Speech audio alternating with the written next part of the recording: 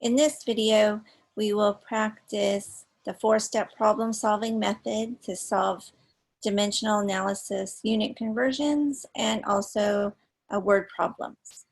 Okay. Let's go over the 4 steps.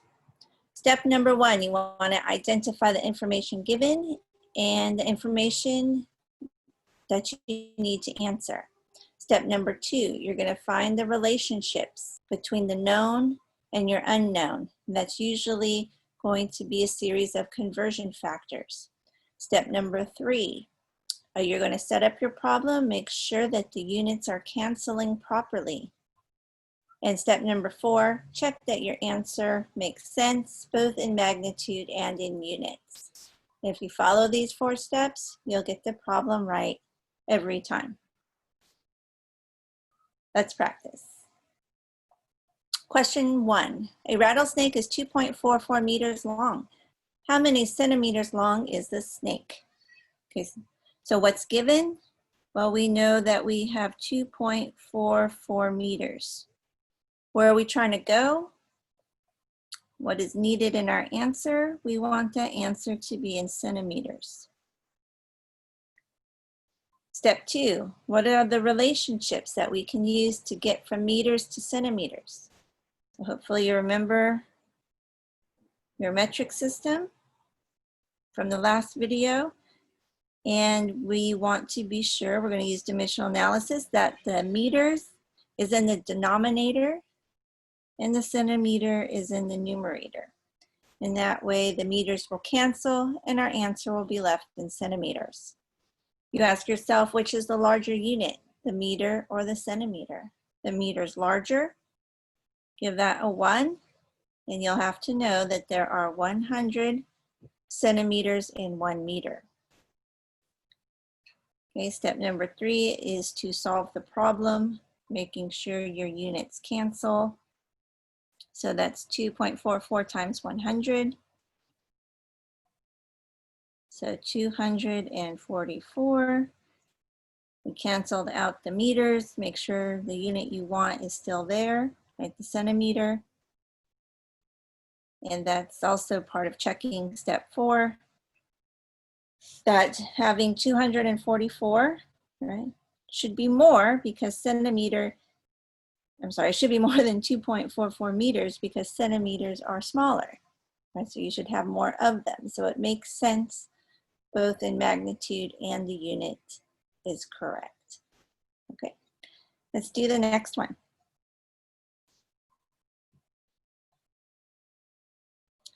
So it says the African elephant is the largest land mammal. Males can weigh up to 9,100 kilograms. How many decagrams is this? What information is given? 9,100 kilograms. Where are we trying to go? We're trying to get to decagrams. Okay. Now we need to figure out in step 2 what conversion factors we can use. So do we know a conversion factor that can get us from kilograms to decagrams? Not directly. So when you're going from prefix to a prefix, you always have to go to the basic unit. So that's going to mean we need 2 steps. So I memorized all those prefixes as they relate to the basic unit, right? That there's 1,000 grams in 1 kilogram and 10 grams in a decagram, okay?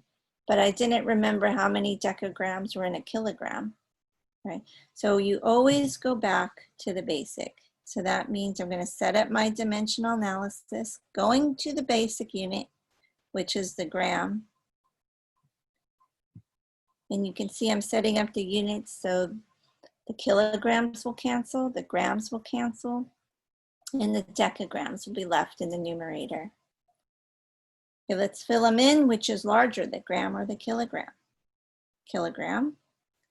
There are 1,000 grams in 1 kilogram. Which is larger, the decagram or the gram?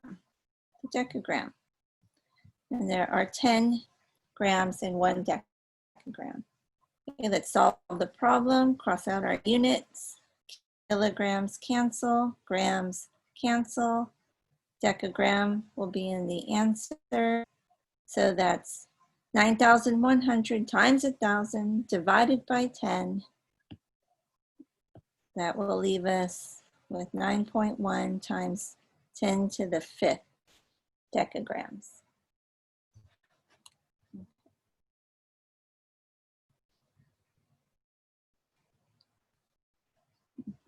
So in most other countries, the maximum speed limit is 100 kilometers per hour. Convert this quantity into miles per hour. Okay, so if you're traveling in another country, you'll see this red circle, right, with the number inside. That's your speed limit. But again, remember this is going to be in kilometers, not miles. Okay, so let's convert this 100 kilometers per hour. I'm going to be sure that I make it very clear that one is in the numerator and one is in the denominator. Where am I trying to go? Well, I need to get to miles per hour. Okay, and notice here that the hours are staying the same, and therefore it doesn't matter what I do with the denominator. I'm just going to leave it alone. So I'm only going to focus on converting my kilometers to miles. So kilometers will be in the denominator. I want to turn that to miles. And we're given the conversion factor right here, right here. So 0.6214 miles for every 1 kilometer. Okay, cancel out kilometers. Our answer will come out in miles, and hours never changed. So that is 62.14. Okay, and that seems like a reasonable speed limit, right? And we have the units of miles per hour in our answer. Let's try the next one. It says convert this quantity into meters per second. Okay, so note that now I'm changing my kilometers per hour, and I want my answer to come out in meters per second. Okay, so we are now changing both kilometers to meters and hours into seconds. Okay, so this is why it's really important to put one over the other. Let's work on the numerator first. Okay, so I need to get kilometers into meters. Kilometer is larger. There are 1,000 meters in 1 kilometer. Kilometers cancel. My answer is in meters. That's what I want. So I'm going to stop there for the numerator. The denominator now. I need to get hours into seconds. Let's do this in 2 steps though. So hours to minutes, and then minutes to seconds. Hours larger, 60 minutes in 1 hour, and in 1 minute is 60 seconds. Sure the hours cancel, the minutes cancel. Seconds will be in the denominator. So we set up the problem. We made sure all the units were arranged so that they cancel. We check our answer. This came out to be, so you'll be multiplying 100 times 1,000, divide by 60 again. That's 27.8 meters per second. Okay, so the speed converted, same speed, 100 kilometers per hour, but in meters per second. Just a note here on this problem with significant figures, I don't really have in the initial problem anything that is measured. It just says 100. It's a definition of a speed limit. So I'm not too concerned about matching the significant figures there.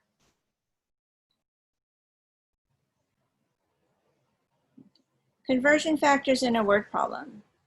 So sometimes you'll come across a word problem where there's a conversion factor in there that is written for that problem only. It's very specific, but you want to be able to pull it out and write it as a conversion factor. So here's an example. The price of 1 pound of red peppers is $2.39.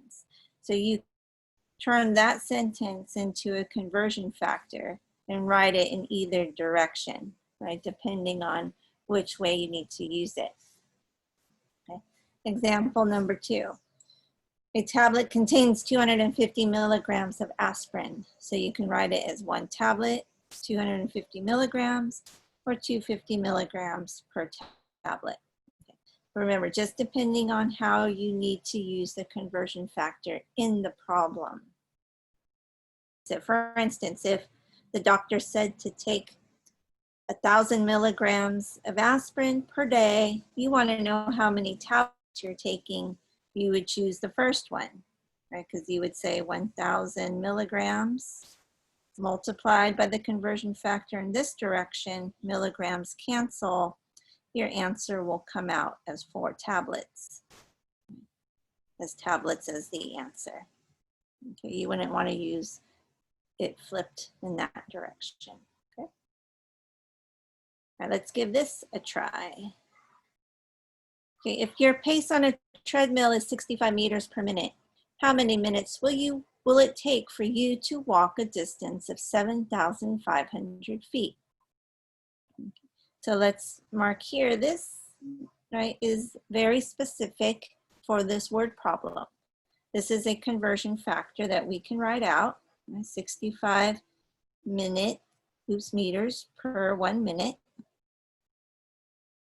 Now I can write it like that, or 1 minute for 65 meters, depending on how I need to use it.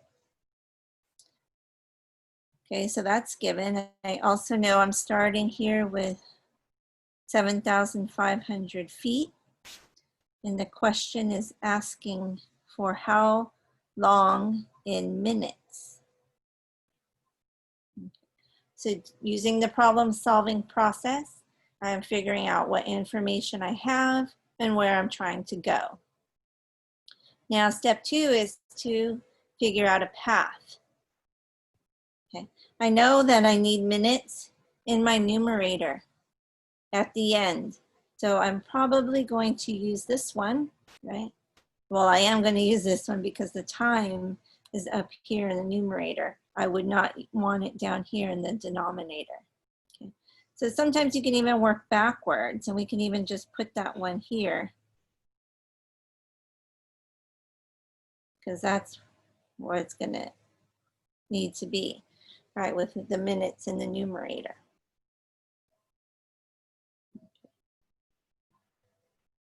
Oops, sorry. All right, now we see we're starting with 7,500 feet. That's a length. And I need to cancel that out with meters because I don't see any length here in my answer. It needs to come out in minutes only. So I'm going to make a plan. I can see I can get from feet to inches to centimeters, and then centimeters to meters, and that'll cancel. So let's go ahead and carry out our plan. So I said feet to inches. Okay, so for every 1 foot, right, that's 12 inches. Then we can use what they gave us there. That 1 inch is 2.54 centimeters. And then squeeze that in there. I can turn the centimeters to meters. 1 meter is 100 centimeters. Okay. So step 3, let's do our canceling here. Feet cancel, inches cancel, centimeters cancel, meters cancel. My answer is left in minutes. Okay, this is exactly what we want. You're going to be multiplying everything on the top, divide by the numbers in the denominator, and that leaves us with 35 minutes. So letting the units help you solve the problem, right? That's the key to dimensional analysis. You don't really have to think it through too much, right? Just know what units you need in your answer and make the units work out, make them cancel. Okay, so let's try one last problem. The doctor asked for an infusion of procainamide at a rate of 2.5 milligrams per minute. The pharmacy has mixed 3 grams of procainamide in 1 liter of solution. How many milliliters per hour would you set the IV pump? Well, I actually got this problem from a nursing test. So this is something that nurses need to be able to do, right? And they are tested on that. But again, it's just dimensional analysis. You don't need to be a nurse or a doctor to be able to solve this problem. All right, so let's highlight some information that are conversion factors that are specific for the problem. Okay, so we have the rate of infusion at 2.5 milligrams every minute. That's what the patient should get. The pharmacy has a solution of 3 grams of procainamide that's mixed in 1 liter. Okay, so let's write those out as conversion factors. So 2.5 milligrams for every 1 minute. Okay. And we also know that there's 3 grams in every 1 liter. How many milliliters per hour would you set the IV pump? So we know in the end, our answer should be in milliliters per hour. I don't know why there's an R there. All right. Okay, so there's not a clear place to start. But what you are going to do, what I hope you do, is you look at the units in your answer. We need it in mils per hour. So you look for the volume. Mass, time, mass, oh, volume. So I know that this one should be in the numerator. So I can go ahead and start with that.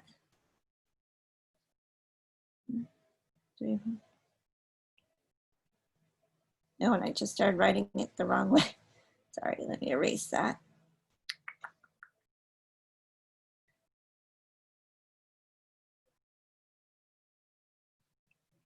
Okay.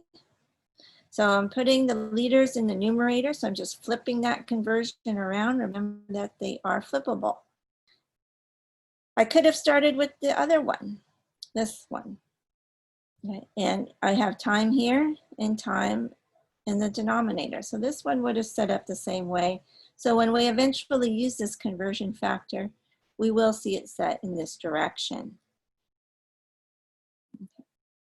Now I know I need to get my liters into milliliters. So let's work on that.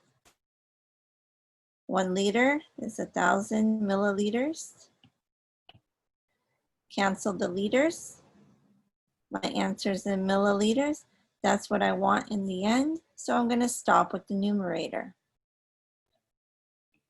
Okay. Now I can see that I have grams. And the grams are going to have to cancel with the milligrams. So I'm going to get my grams here into milligrams. Gram has to cancel, milligram will go down there. Gram is larger, there are 1,000 milligrams in a gram. Grams cancel, now my answer is there in milligrams. Okay, now I'm able to use the next conversion factor, 2.5 milligrams for every 1 minute. Okay, like we said, we were going to write it in that direction. Milligrams cancel.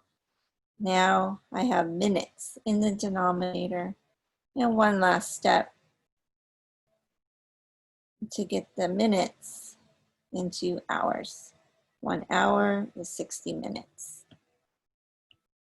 Minutes cancel. My answer will be in hours in the denominator. So I have the mils per hour, right? We wanted mils per hour. So you just focus on getting your units in the right place and you will get the right answer. So doing the math, multiplying everything on top, dividing by the bottom, that gives you 50 mils per hour.